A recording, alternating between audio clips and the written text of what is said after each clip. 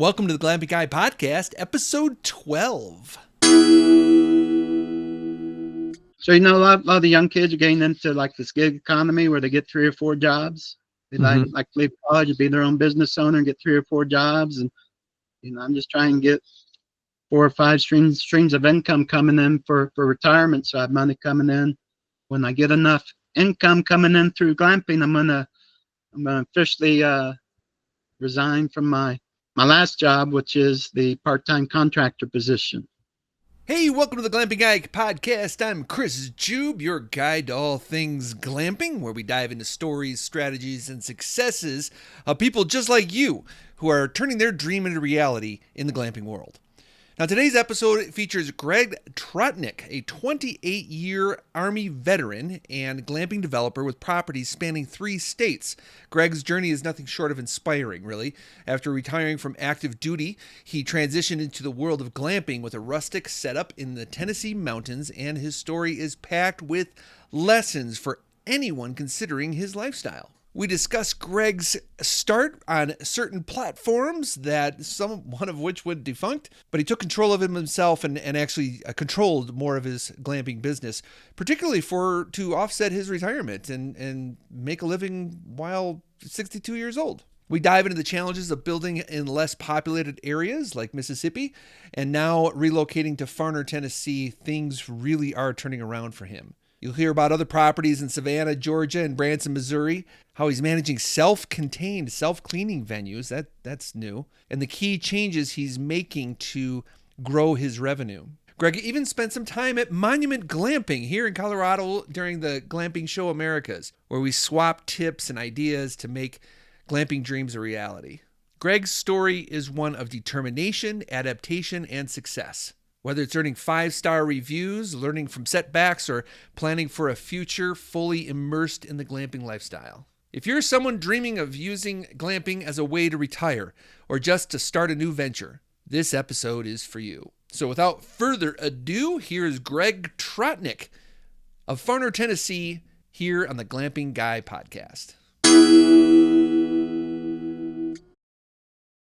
Well, welcome to the podcast, Greg. Thank you for joining me. Good morning. Yes. And a early Merry Christmas.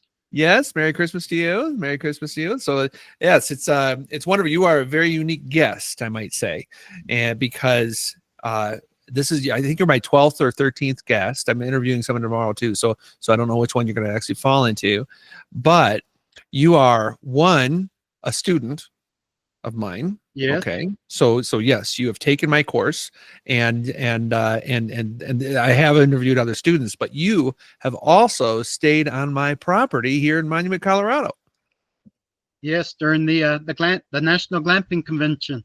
Yes, you stayed in one of my container homes. From you. Yeah, we had a good time together during that conference. But anyway, so I welcome here, Greg. How about you start off by just explaining who is Greg Trotnic? What's your history like?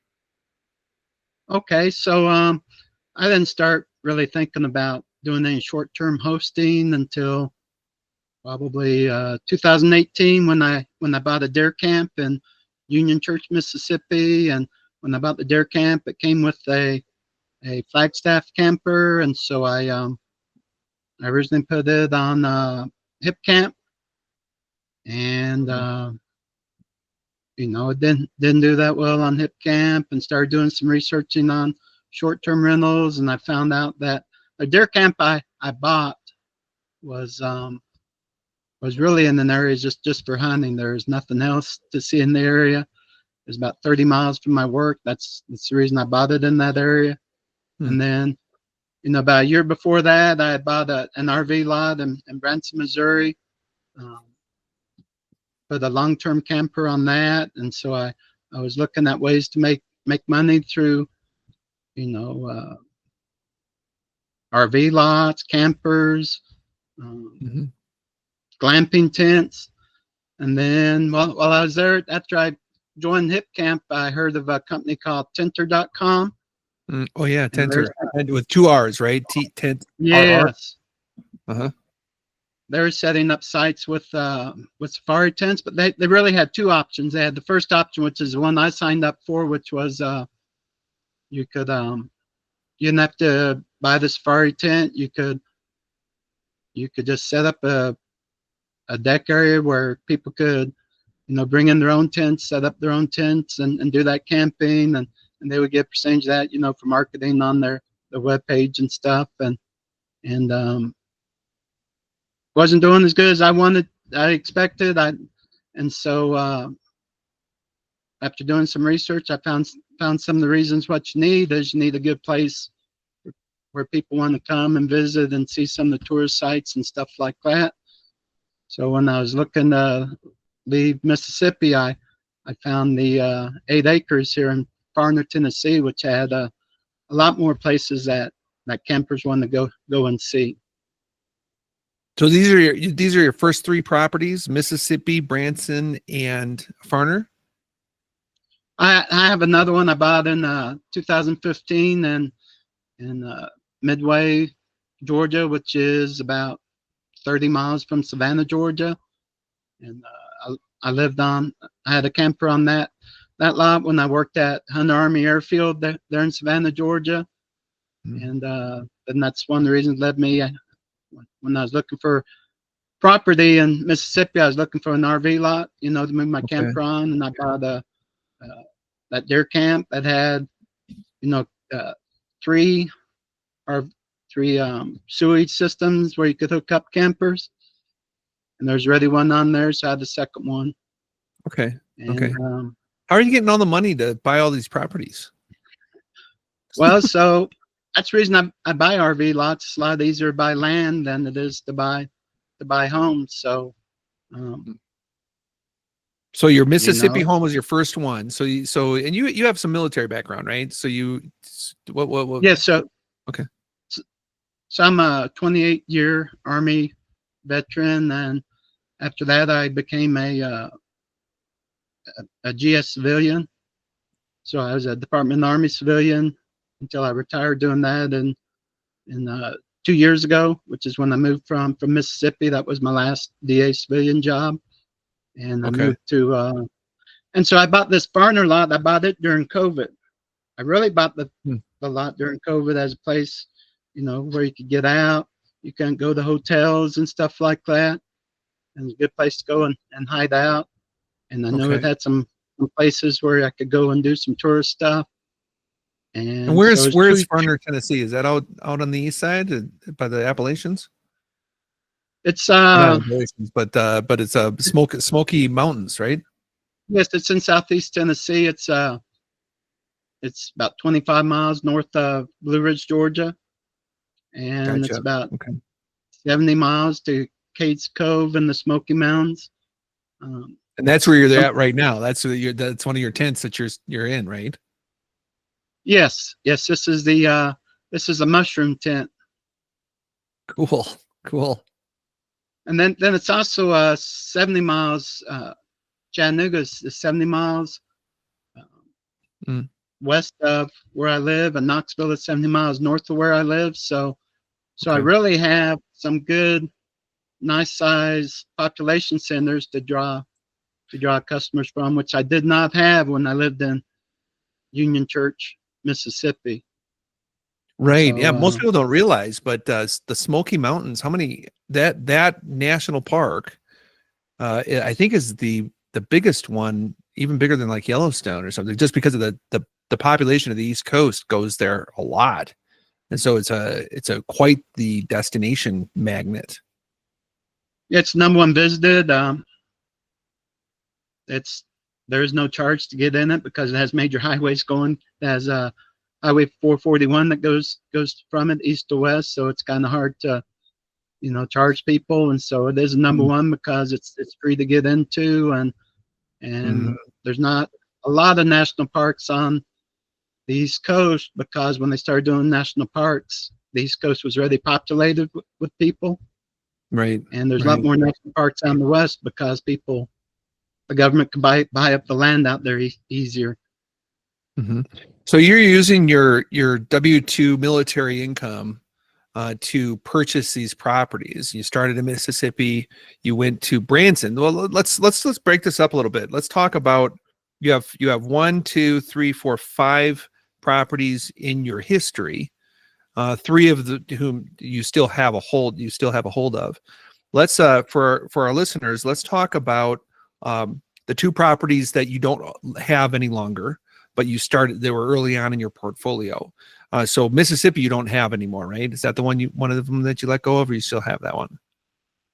No, I when I retired from my GS civilian job, and when I first bought it, I thought it might be something I could keep and put glamping sites on. But then the more I researched it, I found out there wasn't a big population base nearby. Plus, about the only things that people want to see in that area other than hunting is the Natchez Trace Trail, and that was still like 35 miles away. So after you were doing research, you were exclusively on Hipcamp in Mississippi? Yes. Okay, so you never went to Airbnb or anything? No, and I did Tentrr, but I did the non-tin option with Tentrr, which was just set up the deck and have people come in and set up the tents on your deck and stuff. And I did get some business from that, but it wasn't what I was expected to earn enough money and to offset my retirement income. That's really what you want to do. You want to offset your retirement income, or you want to retire doing this, right? Yes, and then also because I sold the Mississippi, I had 5 acres there, and I sold it so I could buy the 8 acres up there in Farner, Tennessee. Oh, okay. And so then was that your second property that you bought in Farner? Or you bought Branson before that, right? So the first one I bought was Savannah. I bought that in 2015, and I still own that one. And Savannah, Georgia? Savannah, Georgia? Yes, Savannah, Georgia. Okay, I'm confused. I thought you said Midway. That's Midway, or is it 2 Georgia properties? Well, it's Midway, Georgia, but it's like 20 miles from Savannah. Oh, gotcha. Okay. Let's take apart that one. What was that? What was the Savannah, Georgia property? So Mississippi wasn't working out. It was Hipcamp. It was kind of like a cheap pad instead of a tent. But then you went to Savannah / Midway, Georgia. What did that property hold for you? Time for a glamping glamercial. Glamping is the sexiest asset class in real estate, blowing traditional real estate out of the water. If you are a landowner or a potential landowner or an investor who wants to get into the world of glamping, I invite you to my 4-video course, Easy Entry to a Glamping Business. I'm Chris Jube, the Glamping Guy. You may have seen my videos online. And I attest that while traditional real estate investing boasts maybe 10 or 20% returns, glamping typically returns 50%. In my 5 years of hosting a modest glamping operation, I have grown 100 times my first year's earnings. I will show you how you can do the same. So go to glampingguy.com/easy and get registered today to learn easy entry to a glamping business.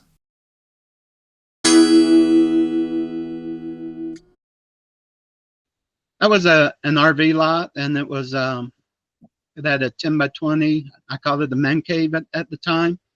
Mm-hmm. And I was still working for the Army at that time, and it's a good place for me to have a place to live at a really good price, so I could save up money so I could buy the other RV lots I was buying, like I did up at Branson, Missouri. Nice. And then did you live in the RV, or did you rent the RV? No, in Savannah I actually lived in it, and then I drove to work in Savannah, which was a 25-mile drive for me. Okay. And then you ended up renting out the RV, or you just hold on to the RV when you went to Branson? Then when I took I brought it here. It's on my Farner, Tennessee lot. So I have and actually I moved my Union Church, the deer camper that came with that 5 acres there. I moved it here to Farner, Tennessee too. So I have 2 campers here, along with 3 tents, and then we haven't got into. I have the tiny cabin up there at Pigeon Forge up there in the Smoky Mountains. Oh, okay. Okay. Well, before we get to the big stuff that's going on there, did you sell in Midway or do you still have that? I still have it. I go down there about 3 or 4 times a year to, it's a pretty good tourist area. Mainly like I went down there last January. When it gets cold up here, I can go down and be in southern Georgia Yeah. where the temperatures are a lot lower. Yeah. Yeah. Yeah. Instead of the mountains. Did you, so do you have a short-term rental there or do you have a long-term rental? What do you have No, down there? I went down last January. When I went down, I fixed it up better, more into like the Tentrr model and stuff. But Okay. I've been focusing on more up here than I have down in the Midway, Georgia, Savannah lot. So my focus this year is and what I've determined to do is to move my tiny cabin up in Pigeon Forge down to the Savannah lot and rent it out under Airbnb. Oh, I So see. Okay. that's my plans for 2025 because I don't own the land up there in Pigeon Forge. It's on the rental lot. Oh, okay. Like an arbitrage, you're renting a lot Yeah. and putting a glamping site up there. But there's lots of people up there. But Yes, Savannah, and Georgia is not that bad either, right? no, there's a lot of people they like going there because there's all the beaches from Savannah all the way down to Tybee Island over to all the way to the Georgia Florida state line. And I actually own the land there, so I'm going to save money not paying somebody lot rent. But also on the Pigeon Forge, I got the land I'm on. The guy sold it like 3 months ago, so the new owner doesn't want short-term rental on the property. So when you don't own the land, you're subject to other people's. Yeah. The new landlord came to town and driving you Yes, out. exactly. Okay. We skipped over Branson, Missouri. How did Branson, Missouri slip into this portfolio? So I grew up in Kansas and Branson, Missouri. It was only 90 miles from where my parents live, and I went to Branson many times when I was in high school, college, stuff like that. It's a big tourist town. Yeah. And it's actually a sister city. They call it sister city, the Pigeon Forge, because everything you have in Pigeon Forge, you have in Branson, Missouri. Yeah, very similar towns. Yeah. And so I'd actually bought a lot straight out of college, about 20 miles from Branson. And I sold that in the 90s. And I always wanted to get back in there. In 2017, I actually found an RV lot that's basically in the middle of Branson, Missouri. So, okay. So you kind of grew up in the area and liked the area. Do you still own that lot in Branson? Yeah, my original plan when I bought it in 2017 was maybe live in Branson, Missouri in the summertime, and then go to Savannah, Midway, Georgia property in the winter time. Okay. And then I started getting the short-term rentals, and Branson is really strict on short-term rentals. Mainly because they don't want them competing with the hotels in Branson, Missouri. That's what I've heard. I've heard that, yeah, the short term that is not just for glamping, but for any kind of short term rentals down there is difficult to do. Yes, so I put a long-term renter on there. He's been on there he's starting his 4th year, and it provides decent. So a lot of the young kids are getting into like this gig economy where they get 3 or 4 jobs. They like to leave college and be their own business owner and get 3 or 4 jobs. And I'm just trying to get 4 or 5 streams of income coming in for retirement, so I have money coming in. How old are you, Greg? 62. You're 62? Man, you look young. All right. So 62 years old. So you'll be retiring in a couple of years? Is that what you're thinking? Well, I'm full-time retired now. I do have a Okay. part-time contractor job where the Army sends me out to different posts about 3 times a year. I just go for two weeks at a time. And you just got back from And one, right? I think that's what that was our yeah, email exchange anyway.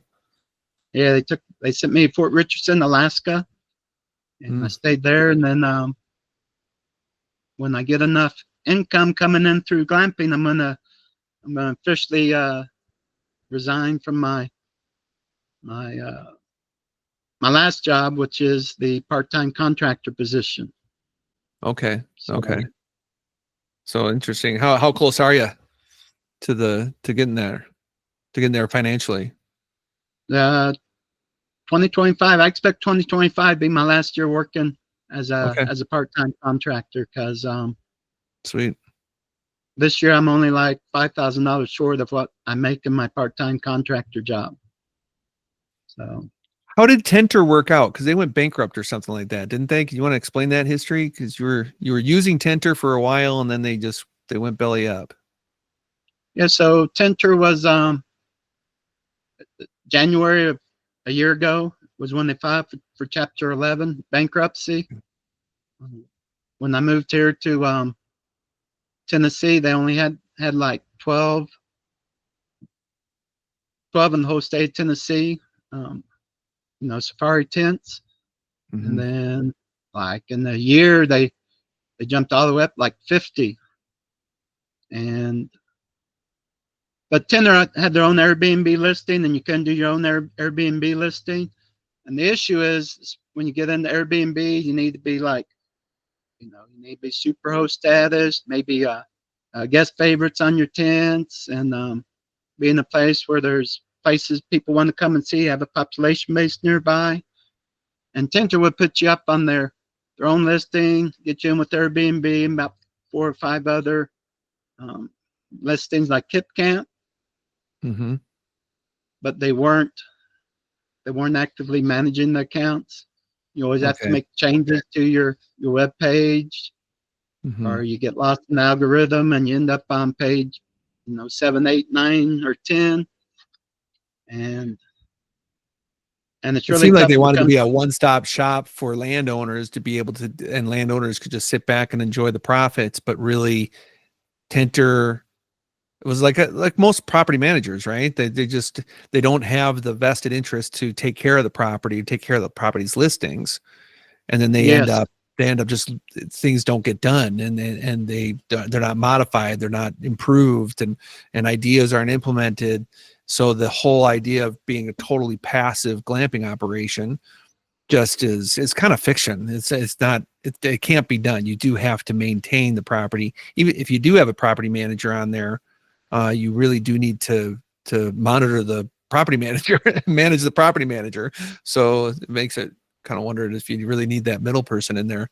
But you've got a lot of property, so that's actually a unique perspective that you have compared to other guests that I've had, is that you have 3 active properties, or 4. I'm getting confused here. So currently I have the Branson, which I have a long-term property on. Got it. Tiny cabin up there in Pigeon Forge, which I'm going to move down to my Savannah lot. Okay. And then I have the 8 acres here in Farner, Tennessee, which I have 3 tents on. Okay. And then Farner, let's talk about Farner, because I think that's the one you're in right now. Those of you who are listening or watching on YouTube, you can see you're a little bit white out, like your face keeps whiting out, but the back tent looks really cool. What is a mushroom tent? Explain a mushroom tent for us.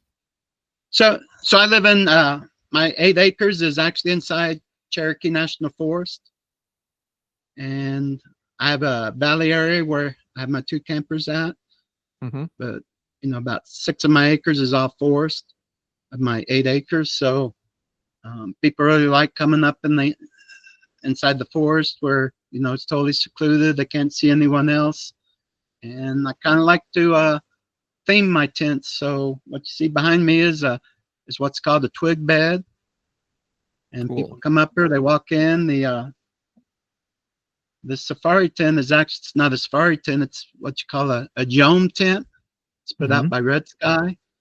And Yome is a combination of a dome tent and the yurt tent, meaning that it has a triangles like the domes, the dome tents do, but it's set up and straight up and down. It's not a a concave circular tent like a dome is. And so it has a red roof and white walls, and it looks like a mushroom when you. Yeah, I'm looking at it right now online. I'll throw it up on throw up images, but it seems like you got a nice sturdy deck there. And do you have running water in there? No, it's totally what I do have is I have 50-gallon containers of water. Okay. And so I've started one other thing I started doing with my tents when I set up the second one is my first tent was actually the Stargazer tent, and it's fully, it's 20-foot tent, and I provide the linen, water in the 50-gallon containers, shower for that one. This one is more, when I advertise it, you can see it during the reading. They bring their own linen. They're responsible for doing their own cleaning when they go. And so it's more of a self-running operation. I do have to come up here. I have battery packs for electricity, and it's running the lights inside, and I have the Wi-Fi with the hotspot, so we can do the video call. Okay. And so I do come up, switch that out, but I'm spending a lot less time on these tents than I am on the Stargazer. And one of the reasons I went to self-cleaning and advertising that as that is so I can add more tents and not have to be worried about how am I going to clean them all. Okay. So low maintenance. So it's a kind of a self-serve place that they take care of their own space. And no water, but you have like a little cistern there or something so you provide water. I have a 50-gallon container that's, I tell them it is drinkable, but I tell them it's for cooking and stuff, but it's in the listing that they bring their linen, they bring the water. Okay. Basically, I provide the firewood and the place to sleep and the table, and there's a porch out. There's a porch that they can go out and eat on, and they do have a Coleman stove and the Coleman coffee maker to, cook on and stuff. But how much do you charge a night for there in peak season? How much are you getting per night? I get $70 on the weeknights and $85 on the weekends. And you're not charging a cleaning fee because they have to clean up themselves? Yes. So they save, like on my other one, they're saving. I charge a $30 cleaning fee on the Stargazer. So, how booked out were you this last summer? Oh, so this one only started in April. April of last year, where the Stargazer's was the first one I put up, and this one really didn't get going until June. From July and through Labor Day and up until Thanksgiving, it was booked almost every weekend. Nice. So you're pulling. Some of the bookings were like three or 4 days for the weekend. And you then the mushroom tent. How many do you have on that property? So I have the Stargazer. The Stargazer is more for like couples, and it has open panels so they can see up through the sky and stuff. This one, and then I have the safari tent. So Stargazer is a Lotus tent, and then you have Lotus Bell. It's a 20-foot Lotus Bell tent, which kind of looks like an onion.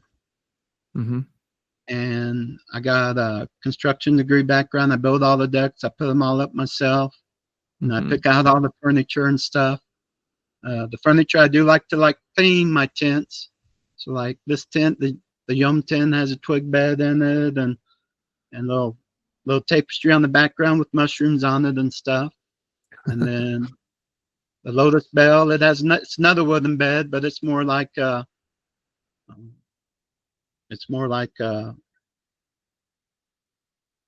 pine, a pine bed in the Lotus Bell. Okay. Yeah. And I'm looking at pictures here too. And then you got the safari tent, the Hawasi tent. That's more like a and you have a fireplace. You have a fireplace. I have the same cylinder fire thing that I got from. Is that a Davis tent? That's not a Davis tent. No. That's a Colorado tent. That's the safari tent you're looking at. Yeah, Colorado tent. Okay. Yeah, they've got the triangle window. Very, very nice. Has, are you getting the same amount for those? You're getting the same amount for those? $85 a night? $60 a night, but I'm gonna move it into I picked another area to move it to, so it's inside of a secluded area right now. It's more in the open area. Okay. And it's one of the last ones that gets rented, and I try to keep a tier pricing, so there's options for all kinds of different people. And but people do, when they arrive, although it's, in the listing it says it's an open area and there are other campers nearby, they still, you can tell people still aren't happy with it. And so I'm going to actually move it into the woods here in the next couple months. That's what people want. Yeah, those reviews were low. You have 5.0 review, 4.87 review on the other two. This one looks like 4.67. So yeah, you've gotten dinged on this safari tent. That you think it's just because of the seclusion? People feel like they're not as secluded as they want to be. Right, and I didn't really open that one up until July, because I was having a lot of guests show up. And actually, one guest wanted to stay in this tent, the Yom tent, for 2 nights, but it was booked for one of the 2 nights. And so I told him I would put him in the safari tent for 1 night, and then they could move up here. And then that's when I opened it up. My whole plan all along was to move it into the woods before I opened it up, but I was having more guests than I had tents, so. Well, that's a big project to lift those decks up and actually move them. But yeah, cool. Well, the deck I'm not going to pull up. I'm going to build another deck, then move the tent over. Then I'm going to use that deck kind of like for people bring their own tents and set up on it. So you're pulling on a good weekend in the you're pulling $1,000 a month on that one property with 3 units. Am I getting that math right, or am I shooting a little higher? So the one started in April. I'm pulling $1,000 a month when July's like between. I was pulling $1,000 a month through like Memorial Weekend through Thanksgiving. But right unit. Now it's like so what I made $19,000 this year, and I've only been open like 6 months on 2 of them. And so I expect, if they're open year round, that I should be up between 25 to 30,000 next year. Good. Plus, I'm going to start charging some of the amenities I'm providing free now. Like right now, I give them free firewood, I give them free propane, and that's mighty generous of you. In the wintertime, the same thing. They weren't going through propane in the summertime. Right. It's hard to charge them for something free, but they will pay for that propane. I mean, here's a tip because I think this worked really, really well. I think I shared it with you back when we spent time together here. Is that I charge for a propane service and not a propane cylinder or propane tank or a full tank or something like that. I say, I have a propane service, pay me $35 and we'll just keep you gassed up. And very rarely does anyone blow through it. Well, they do it in the winter here when I've got the propane heaters flying, but it only costs $15 to fill one of those propane tanks.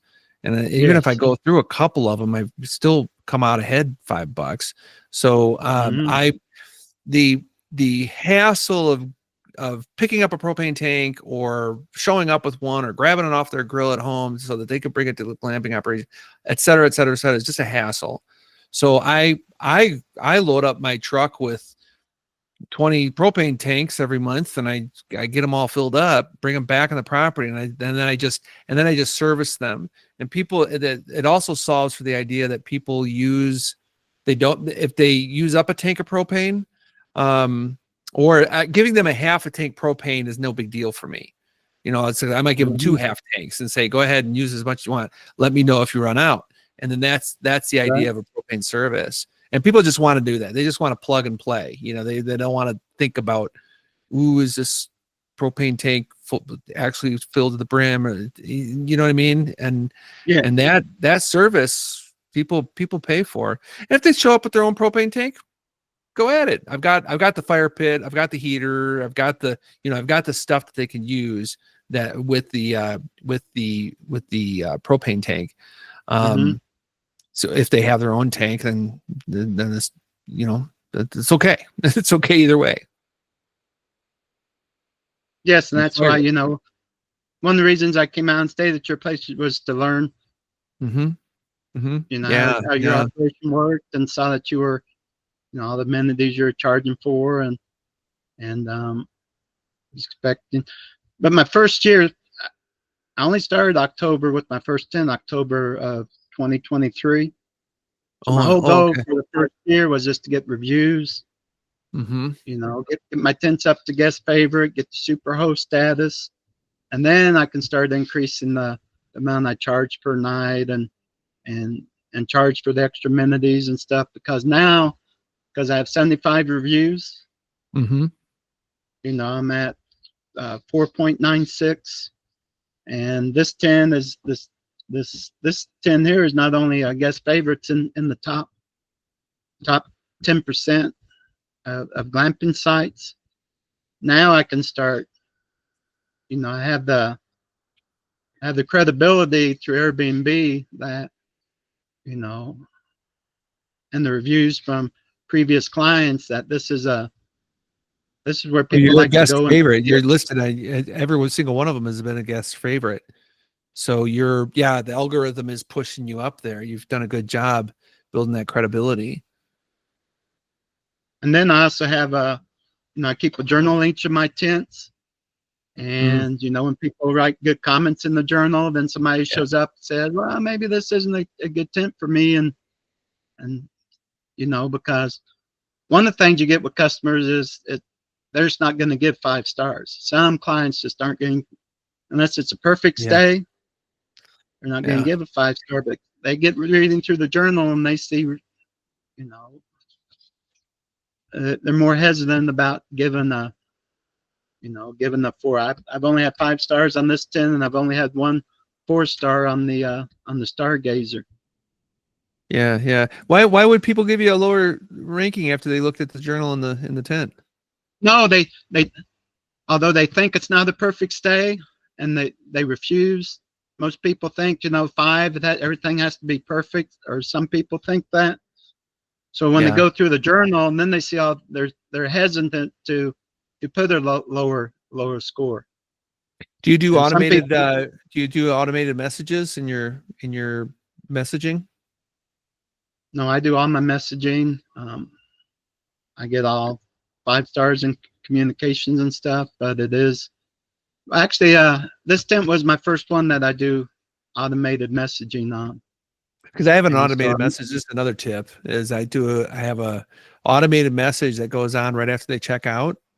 And it says something like, I'd have to look it up again, but it says something like, hey, we've decided to give you a 5-star review, and we would appreciate the reciprocal action. And I don't even think I asked for a reciprocal action. It's just like people feel reciprocal in that. It's like, oh, okay, I'm a 5-star guest. Maybe I'll be at a 5-star reviewer also.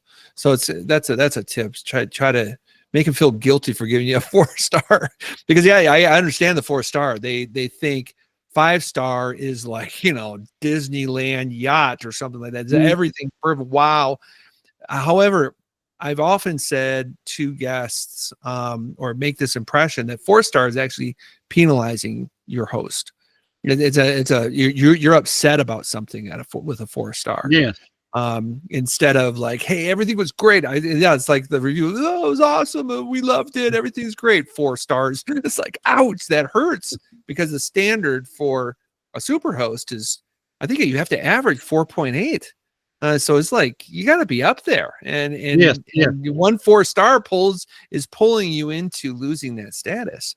So reminding a guest that way in your messaging is smart, and that'll keep that over. But you've really done a good job. I mean, you've got 1 4-star and the rest are 5 stars. So it's maintaining a 5.0 on a piece of property with how many reviews you got, like 70 reviews 75. on that one. Yeah. So you're doing a fantastic job, Greg. Good job. Thank you.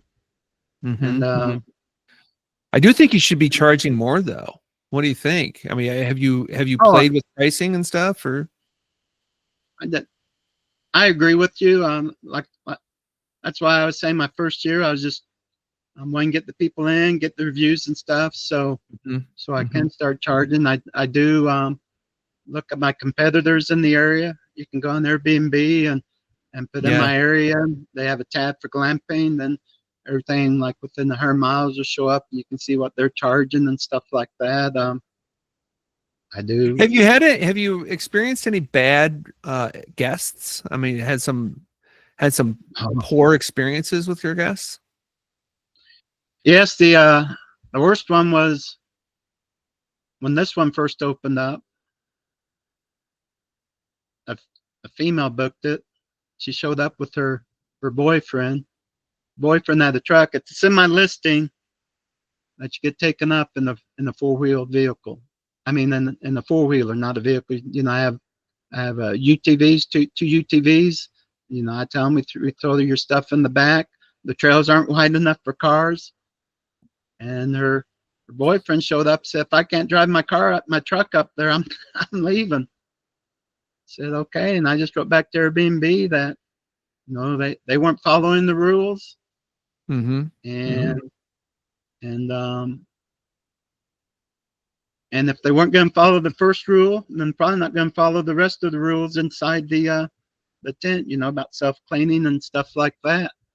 And I was surprised Airbnb took my side. They actually refunded the gas, but they paid me too.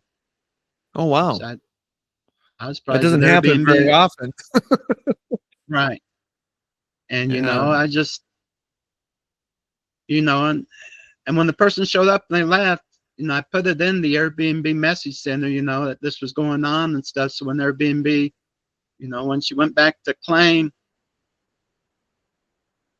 you know, her money back, because she didn't feel it was what I just listed everything down there in the message center that she wasn't following the rules. And Airbnb took my side. You have a lot of guests like that. Here's my it sounds like you used the Airbnb mitigation process just like it should be used. That if there's a disagreement, you kind of get together, they hear both sides, and they either vote against you or for you, or in your case, they voted for both of you. That's happened to me before too. That's not uncommon. I think it's more uncommon than it is common, but it does happen. But this is my view, is that I try to stay above what a hotel room would cost, because a hotel room is what people would if people are just looking for heads on beds, then go to a hotel. You pay extra to stay in a tent, but it's just a little bit, if at the lowest, it's a little bit more than what a hotel room would be, a cheap hotel room. And that has, whenever we drop below that, we get guests that we don't appreciate. Like the guest said, that they're overly picky, they're sloppy, they're cheap, and they're not the kind of guests that I want. Have you felt the same way? I mean, do you get some guests in there that is like, oh well, that they weren't the ideal guests that I was really looking for? Yeah, you get some people come out, they tell you this is their first glamping experience and stuff like that, and you can't meet everybody's expectations. Yeah. Um, Luckily, I haven't had it with these two. The one that's down in the woods, I mean, down in the open area, right up Mm-hmm. against the woods. Mm-hmm. That's one and you can tell when people are disappointed, even though they might not say anything. And they, the good part is what I found out is ones you don't leave, some of the ones you don't leave a review probably weren't going to give you a 5-star anyway. Yeah. And they just Yeah. don't want to leave a review because they knew you had such great reviews, and so they don't want to be the one to ding you. And Mm-hmm. that's the main reason I'm going to move the safari tent out into the woods, because that's what people expect when they show up in, when it's a forest. Although I specifically put in the listing that this is not inside the woods. They still Yeah. say, Yeah. oh, you should put better photos in there and stuff like that. Yeah. Yeah. Tell me about it, because I think it is not a fair excuse to say that, oh, I had it in the listing. That I feel the same way about a couple of my listings, that it's like, oh, you just feel it in your gut, their expectations were different when they came Yeah. to see your place, and then they are like, oh, it's kind of a letdown for them. And we don't want to have that. We want to be able to be honest with our listings. I have one right now that it does not have a hot tub in it. It has a trough. Well, it's December. And so when people show up and they want to have a water experience, it's very clunky. It's not an easy water. It's a cold water experience. It's in the winter, and it's not very smooth. I got to help them out and get it filled and stuff. So the last guest I had in one of my that tent to 2 is called Stargazer, down the hill a bit. It has a trough, but right now I'm talking with my wife and my son, who's kind of business partners with me, and we're gonna purchase a hot tub for that, just because, man, people just need a hot tub experience in a winter glamping operation, or else they're going to be sadly disappointed, sorely disappointed, and that's what I don't like. I want to keep them happy. But you do have, those ones or twos like that. But then you have the other one. I just, I'm up here in my mushroom tent. I opened up the journal because the guest who was here Thanksgiving weekend. Mm-hmm. When I got back from Alaska, I was reading what she wrote in the journal, and there she wrote, the waterfront bar and grill was a great and affordable place to eat at if you go in town, and everyone was so friendly. Best part of the trip was we got engaged. Oh, so that's awesome. when you have guests like that, it's just makes you put up with the other guests that just, no matter what you do, you can't make them happy. Isn't that the truth? Yeah, they got engaged at your place. Isn't that cool? Yeah. I got a few of those in my my belt of experience, so that's awesome. Then she wrote, under that she wrote, so yes, I was proposed to in this bed. Yeah. And they kneeled awkwardly. Yeah. All right. Okay, so you've got all these properties going for you, and you're looking forward to, in a year or two, being able to move out of retirement officially and get totally out and be sustainable with your glamping operation. Greg, I think you can do it. That's you made $19,000 last year. I see you positioned at least doubling that. Do you see yourself that? Yeah, I'm my first year in business, I didn't really have any expectations on how much I could make. Put the Stargazer up, I started making money, and I found this mushroom tent. 6 months later, I put up a second one because the Stargazer was bringing in more money than really I expected, and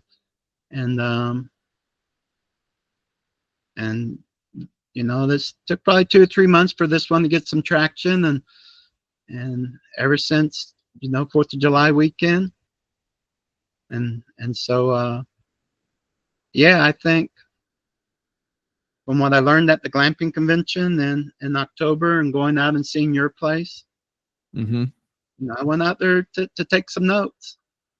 Just not go to the Yeah. glamping convention and take notes at there, but take notes on what you're doing. You seem like you're constantly learning. Well, you took my 8 weeks of launch class. How'd the 8 weeks of launch class add to your bottom line? Yeah, I took that. I was probably in June.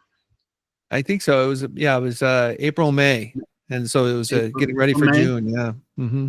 And that was the time I expanded with my tiny cabin. Put that up there in Pigeon Forge. So yeah. Yeah, you were one of the.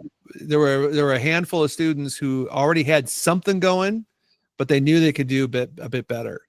And yeah, you were one of them, and you got the cabin going and opening up other revenue streams in your properties. Because really, you have your properties are your assets, and you are fleshing out your properties with glamping operations, and just keep growing one by one. You'll get to that retirement. You'll get to that retirement age one of these days. I knew when I bought the tiny cabin, I only had the contract through the end of the year, for leasing on the land. But I knew if it wasn't renewed, I had the land near Savannah, Georgia to move it to, and the property got sold to someone else, and he decided he for whatever reason he just said you got to go when your contract's up. There wasn't really any discussion on it. And so but you can pick that up, and you said you're moving it down to Mississippi. Yeah, it's on the trailer. Okay, it's a tiny cabin on the trailer, so it's movable. It's a 20-foot camper that has it's a tiny cabin, has a loft like a tiny cabin has, and a decent sized bathroom. It's what people like about it. Cool. Yeah, it looks beautiful. You take good pictures too. I don't remember your pictures being this nice. Did you you take recent pictures or? No, it's that's the other thing. You learn from being on these sites like Road Build, dealing with Lindsay. That's where I met Lindsay. That's where I met you, was on Road Build. And Lindsay's been on the podcast. She was my third, I think, guest, fifth or something like that. Yeah. Rob Abasolo still is not a guest. I've been bugging him, but he's been busy. Professional photos do help you with the algorithms. Yep. Facebook, Airbnb will tell you that. Some people don't believe it, but yeah, once you get professional photos up, your bookings do increase, and that's what your competitors are doing. You got to keep. Did you get professional photos, or did you just improve? You did. Okay, good. Yeah, they look very nice. I remember seeing the photos like back when you were a student, and they weren't that impressive, but now they are impressive. So you took a little bit of a lesson there and improved, and they improved your bookings. So we expect to see even more improvement this year. We should do a follow-up, Greg. Maybe at the end of 2025 we do a follow-up of your glamping operation and see how you've improved. That's good. It gives me more incentive to better be good news. To to double my size, so I have something to talk about a year from now. Hey, as we wrap this up, do you have anything now? My audience are people like you who have a glamping operation, or they're aspiring to have a glamping operation. They have land, they're ready to go, or they might be eager to go. Do you have any words of wisdom or inspiration for them as we close? Yes, I would just say it's not just buying the land. You have to buy land that's near a population base. And I didn't even talk about Atlanta. I'm 2 hours north of Atlanta. 2 other big cities within 70 miles from me. You got to have something for people to see. I did not have something for people to see when I had the deer camp in Union Church, and I knew that was one of the issues why I wasn't getting reservations with And so it's this constant learning process. You have to do things to make sure you're on, just like when you open up a business and try to get listed on Google, you have to get on the first 4 or 5 pages, or people aren't going to go 6, 7 pages in depth. And same with Airbnb. You got to get, there's even a glamping operations.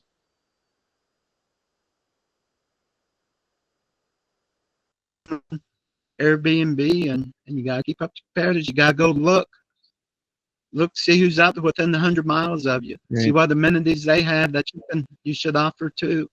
Yep. Good words, Greg. Well, thank you. Thank you for being on the Glamping Guy podcast. Thank you for having me on there, Chris. Yeah, you bet. I enjoyed the.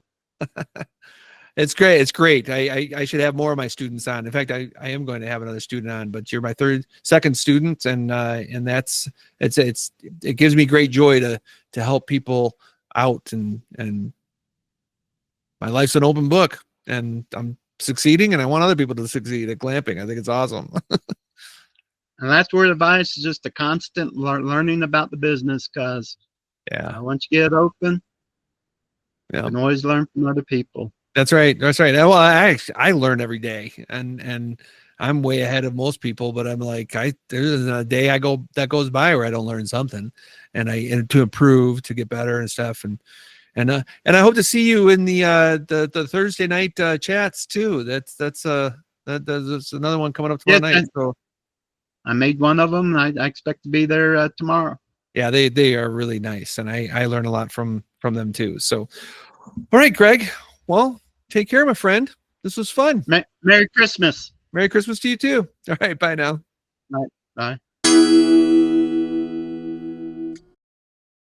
Oh, Greg's story is a shining example of how glamping can be a fulfilling and practical retirement plan. From his beginnings with platforms like Hipcamp and to owning and managing multiple properties across different states, Greg has shown that with persistence and a willingness to learn, anyone can create a thriving glamping business. I love his approach to low maintenance venues. That's got my crank turning, actually. Self-sustaining venues are, he's getting 5-star reviews, you guys. This is very, very good. He's got a better review history than even I do, than most of anybody in the glamping industry. He's crying over 1 4-star review. That's saying something.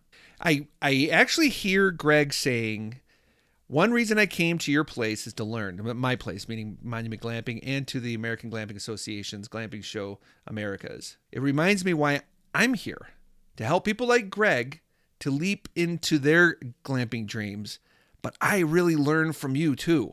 Maybe you can be on this podcast someday, and I'll be interviewing you, and I'm sure I'll learn something. I learn something every single episode of people that I interview. Hey, so thanks for listening to the Glamping Guy podcast. I really appreciate that. And if you liked what you heard, go ahead and click like and subscribe and leave reviews. I'd love to hear from you. And you know what? And if you feel the need, go ahead and send me a personal email, chris@glampingguy.com. I read every single one of them, and I just love the glamping community. So that's why I'm doing this podcast. And look out for the next podcast. It's coming out soon. I'm Chris Jube, the Glamping Guy, helping landowners develop safe, legal, and profitable glamping operations on their private property. See you next time.